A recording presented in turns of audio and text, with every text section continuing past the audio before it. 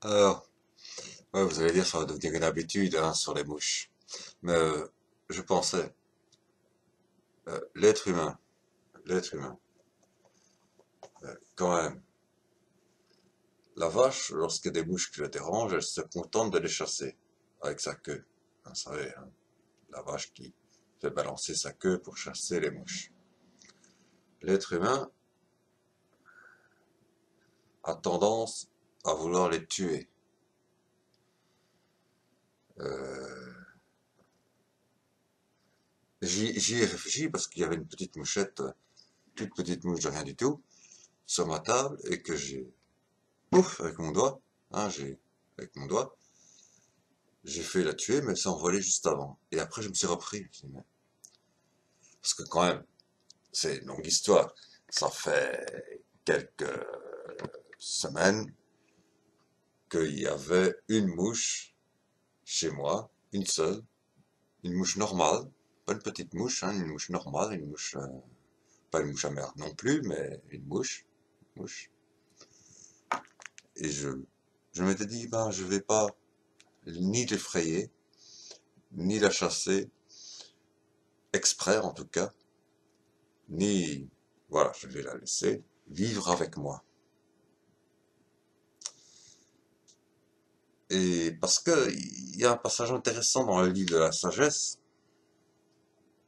donc dans la Bible catholique, hein, puisque le livre de la sagesse n'est pas reconnu comme canonique ni, ni par les Hébreux, ni par les protestants de facto, qui ne reconnaissent comme canonique que les livres reconnus canoniques par les Hébreux, mais les catholiques reconnaissent, enfin pour les protestants, hein, donc voilà, ils ne reconnaissent que les livres canoniques pour les Hébreux, mais les catholiques, par contre, ajoutent aux livres canoniques hébraïques des livres qui constituent, enfin, je ne sais pas, mais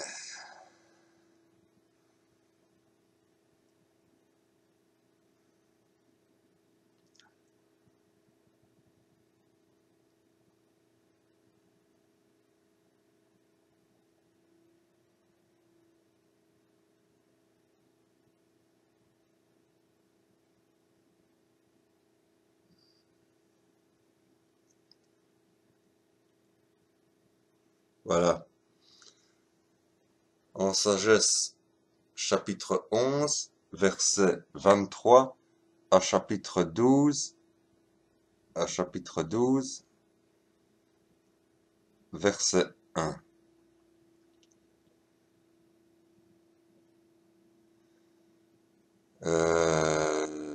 Bon, bien entendu, tu ne détestes aucune de tes œuvres. Aurais-tu haï l'une d'elles, tu ne l'aurais pas créée. Et comment un être quelconque aurait-il subsisté si toi tu ne l'avais voulu? Ou aurait-il été conservé sans avoir été appelé par toi? Etc. Hein, bon. Et ton esprit incorruptible est dans tous les êtres. Eh bien, ça, vous allez me dire, oui, ça concerne l'homme. C'est vrai, ça concerne l'homme. Ça concerne l'homme. Ça concerne l'homme, principalement. Hein, on peut le dire. Bon, ça concerne l'homme. Mais ça, moi, je crois que ça concerne en fait toute la création. À savoir que les mouches sont une créature de Dieu. Les mouches, les mouches sont une création divine que nous devons respecter en tant que création divine. Euh, et je dirais même, de la manière dont vous traitez les mouches qui sont les plus petits des êtres et les plus inoffensifs des êtres. Je parle des mouches normales, pas des mouches tsetse qui transmettent des maladies, etc., etc., etc., etc. Mais d'une mouche citadine normale, classique, ou une mouche de campagne normale. Pas une mouche qui pique, quoi, et qui transmet des maladies. Mais une mouche qui ne pique pas, une mouche qui ne transmet ni la gale, ni le tsetse, la maladie, ni la mouche tsetse, ni les mouches qui transmettent des maladies, hein, en règle générale, qu'on peut en reconnaître dans des pays tropicaux, ou ne fût-ce que la mouche qui transmet la gale qu'on peut connaître dans nos pays à nous. Je parlais d'une mouche tout à fait classique, normale, qui n'incommode pas, qui n'incommodant pas, et qui ne fait pas de mal finalement, qui ne fait aucun mal, qui est juste là, elle est juste là, elle nous incommode, et alors on sort l'insecticide et on balance. On tue quoi. Ou alors pire, on s'amuse avec. On regarde, on lui arrache une aile, hop, tac, tiens. Ou alors on fait comme on joue à l'attraper, pof, avec sa main, hein, pof, et à taper par terre, comme j'ai déjà vu des gens faire, hein. Bon, je dis, comme vous traiterez une mouche, vous traiterez un pauvre. Parce que la mouche, c'est vraiment le pauvre de la création. Se contente des miettes que tu laisses sur ta table, qui sont tombées par terre, ou que tu laisses sur ta table, se contente des miettes, ne demande pas plus que les miettes d'ailleurs, par ailleurs, hein. Donc vraiment qui obéit vraiment strictement aux lois divines, puisque, n'oublions pas, le dernier des 10 commandements, tu ne convoiteras pas les biens d'autrui. Aucun bien d'autrui. Ni sa femme, ni son cheval, ni ses esclaves, ni sa fortune, ni son argent, ni ses bœufs, ni son troupeau, ni son champ, ni son, hein, tout ce qu'il, quoi qu'il possède, que tu ne convoiteras pas les biens d'autrui.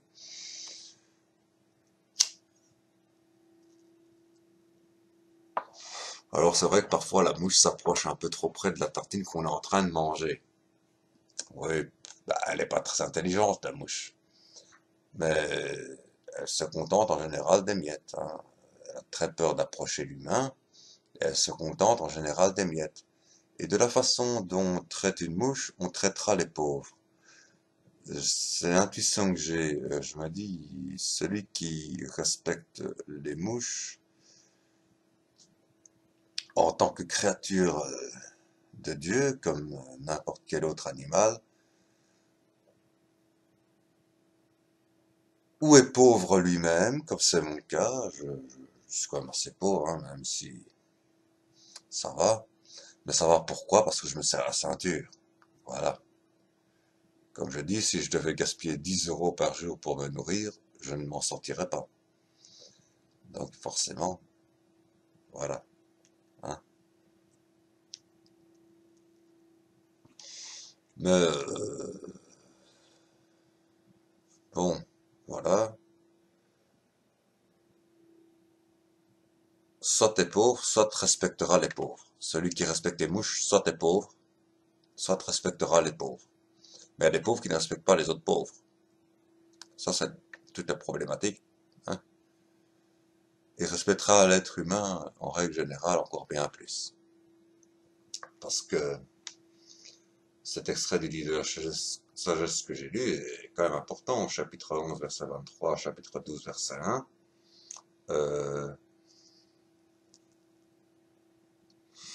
Enfin voilà, c'était simplement cette réflexion, l'effort spirituel de respecter la mouche, en ce qu'elle ne nuit pas, elle ne pique pas, et c'est un insecte pollinisateur en plus, elle ne risque pas de piquer. La mouche normale, hein, pas les mouches qui transmettent les maladies, tout ça, ça existe aussi. Il y a des mouches qui piquent, effectivement, oui, bon, ça, bon, il y a de tout dans la nature, hein.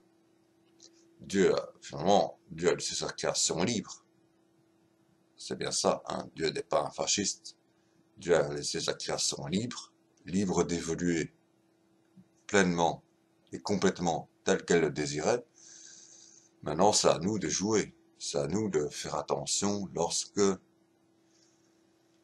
faire attention à l'équilibre naturel. Il n'y a que l'être humain qui est capable de créer l'équilibre et de créer le déséquilibre de la nature. De créer ou de défaire l'équilibre de la nature. Il n'y a que l'être humain qui est capable de faire ça. Et c'est à l'être humain qui a été donné la tâche de faire ça. Si on lit le livre de la Genèse, hein, bon voilà, il n'y a que l'être humain pour l'instant qui est capable bien gérer la nature. Donc voilà. Donc, et la nature est libre. C'est-à-dire libre de créer des choses bonnes comme des choses néfastes. Mais en général, quand il y a des choses néfastes qui se créent, c'est dû à notre propre comportement.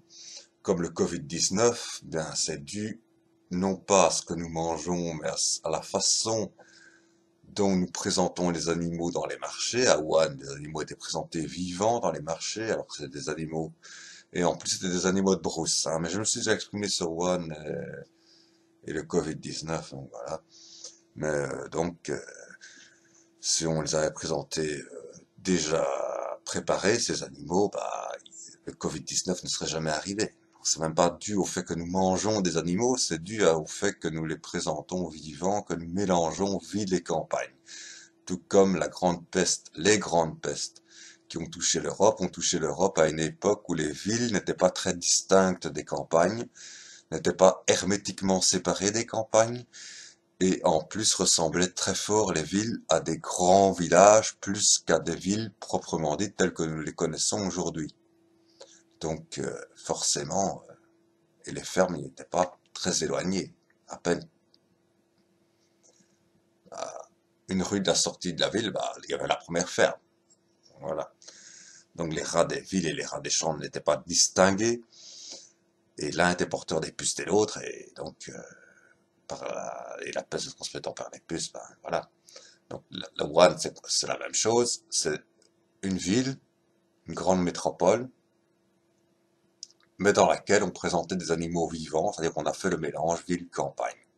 Un mélange qu'il ne faut pas faire, il ne faut pas vouloir mettre la ville à la campagne, ça crée des désastres comme on en connaît dans les banlieues parisiennes et françaises en règle générale, et il ne faut pas vouloir mettre la campagne à la ville, sinon ça crée des désastres, cette fois-ci de santé publique, comme on en a connu maintenant avec le Covid-19 à Wuhan et dans le monde entier. Voilà, tout simplement.